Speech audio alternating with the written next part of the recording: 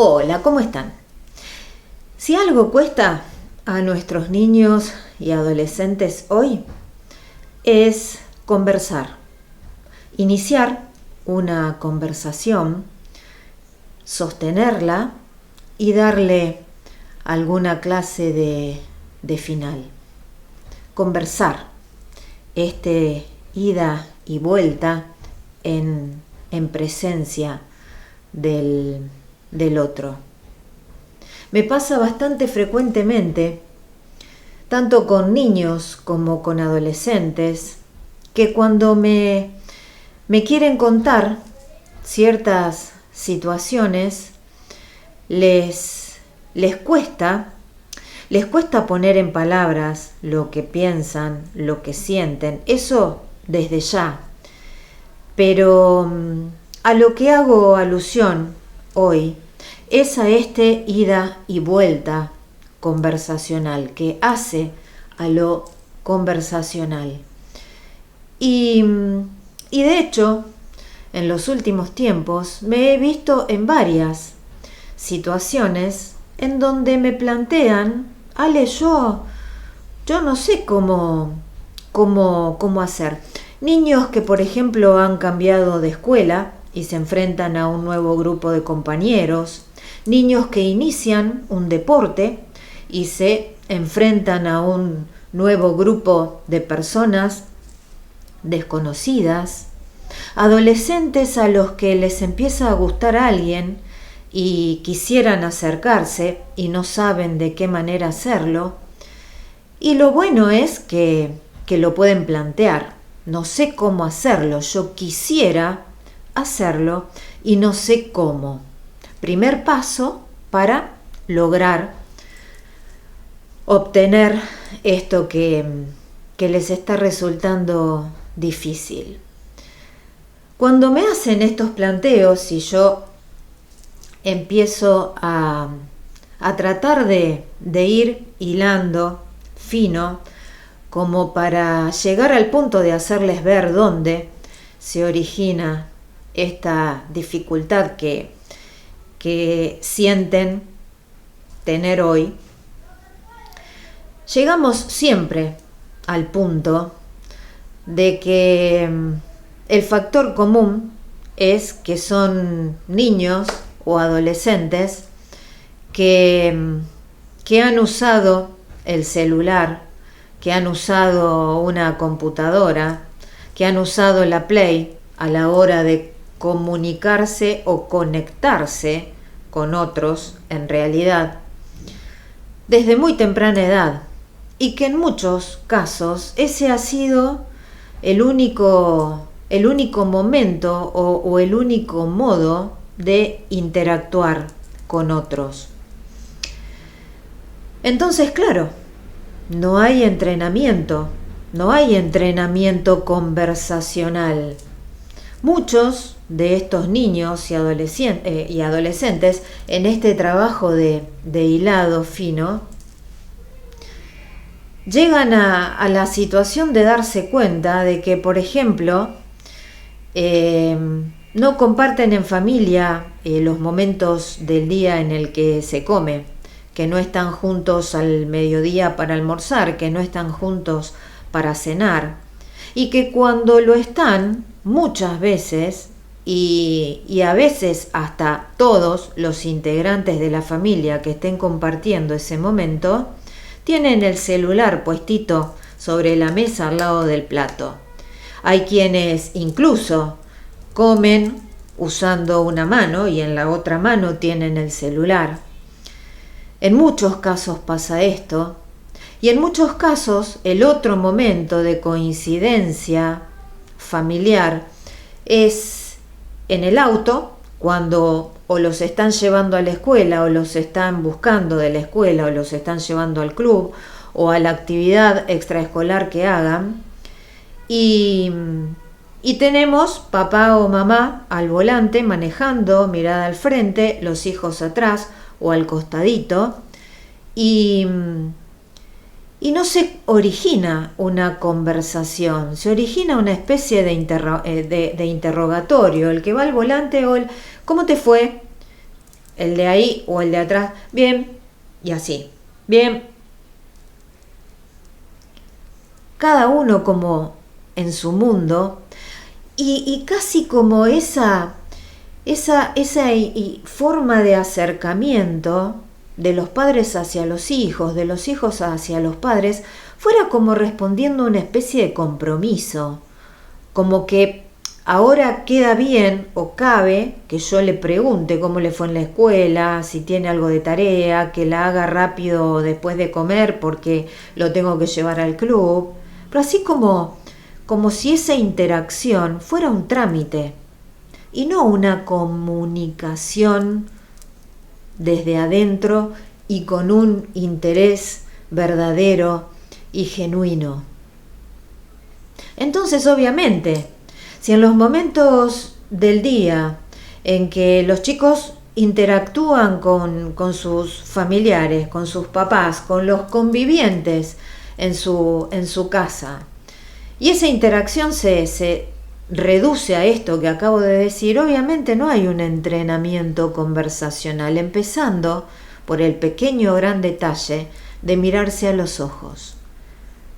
Para que haya una verdadera comunicación, para que haya una verdadera comunión significa común, unión, es fundamental el sostenimiento de las miradas.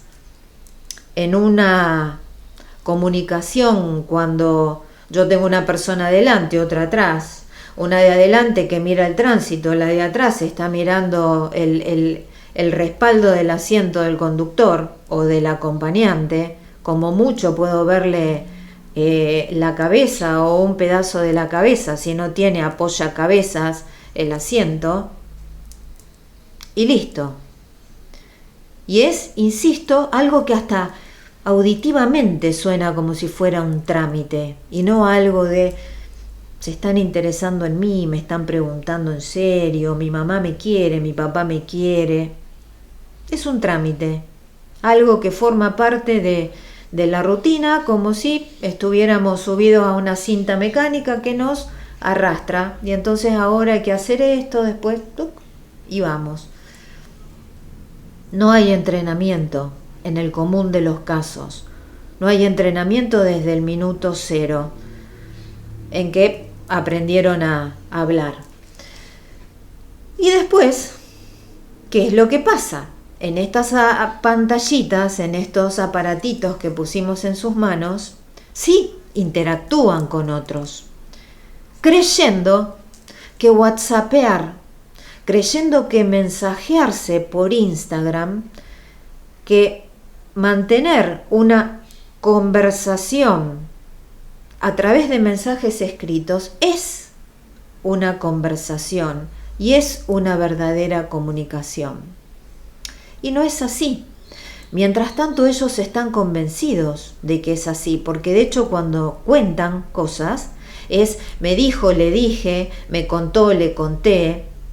Y esto antes, cuando escuchábamos a nuestros hijos decir esto, la realidad era que había sido una conversación real en persona. Y hoy cada vez que a mí alguien me dice porque le dije, porque me dijo, pregunto, ¿se lo dijiste? ¿Te lo dijo? ¿O lo escribiste? ¿O se mandaron mensajitos? Y siempre es, no, nos mandamos mensajitos. Entonces, hay que partir por hacerles ver esta diferencia. ¿Y en dónde radica esta diferencia? En algo que es puntual a la hora de comunicarnos y que tiene que ver con el lenguaje no verbal.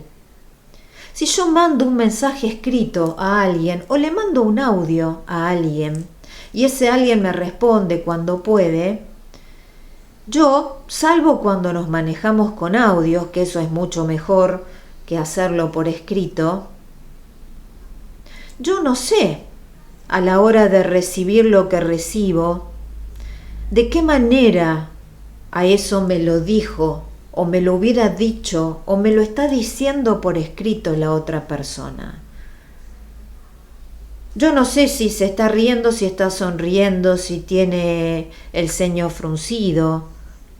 No sé en qué condiciones estaba cuando me lo escribió. Y ese que me escribió tampoco sabe cómo me va a resultar a mí recibir ese mensaje. Entonces hay un descompromiso total, porque no nos hacemos cargo de lo que produjimos en el otro a la hora de haberle mandado determinado tipo de mensaje.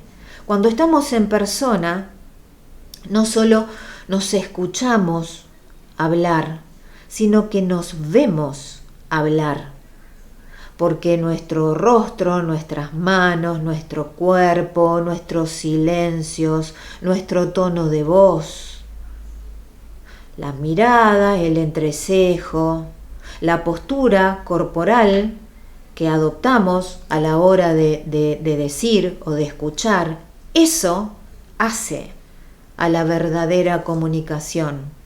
Entonces yo voy tomando conciencia y de alguna manera voy empatizando o voy tratando, sin dejar de decirle al otro lo que le quiero decir, pero lo voy acomodando a lo que estoy viendo en ese otro como reacción. Porque si yo estoy viendo que ese otro se empieza a arrugar, empieza a lagrimear, empieza a pucherear, no puedo seguir con toda una perorata de toco, toco, toco, toco, toco, toco, toco, sino que tengo que ir manejándome con tacto.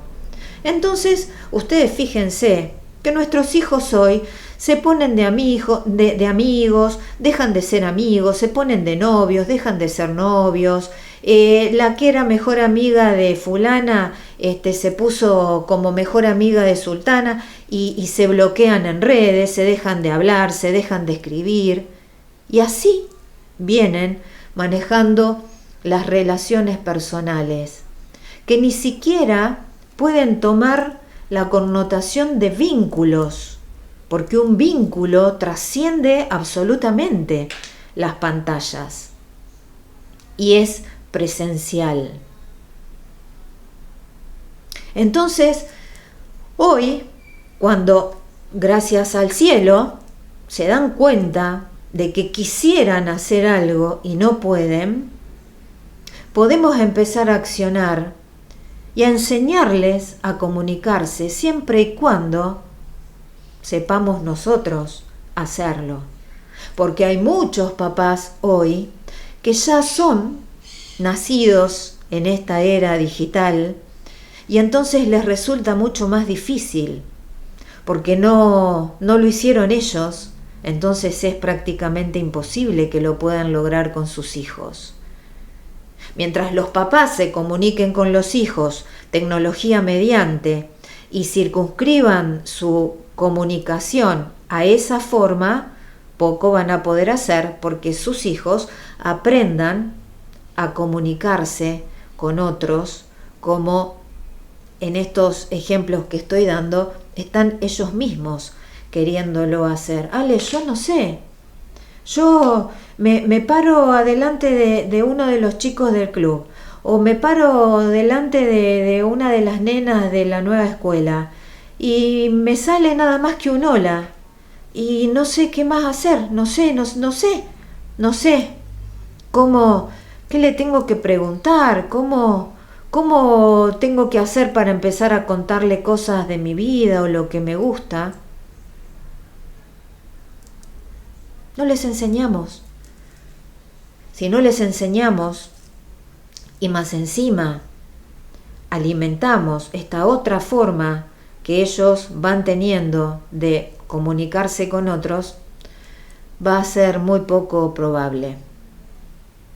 Una vez más, yo sugiero que empecemos a apagar pantallas y a encendernos nosotros, a encender las miradas, a encender el corazón, a encender el interés genuino en el otro, encendernos como papás, como educadores, como formadores, teniendo en consideración que nuestros hijos son seres humanos. Nuestros hijos no son máquinas, son personas. Y están comportándose en la vida como si fueran máquinas, como si fueran aparatos sin emociones, sin sentimientos, que hoy en día están empezando a darse cuenta de que ni siquiera son capaces de poder entablar una conversación cuando tienen una persona delante de ellos, una persona desconocida, una persona nueva con la que quisieran poder comunicarse. Hay que hacer, papás, hay que ponernos el traje de papás y empezar a accionar de manera tal que nuestros hijos no dejen de tener en consideración que son personas y que si quieren comunicarse con otras personas que también son personas, no es posible tecnología mediante, porque cuando hablan, cuando escriben, cuando mandan un audio, de alguna manera es como si se lo estuvieran mandando a este aparatito sin tener en cuenta que del otro lado de la pantalla hay un ser humano como ellos mismos.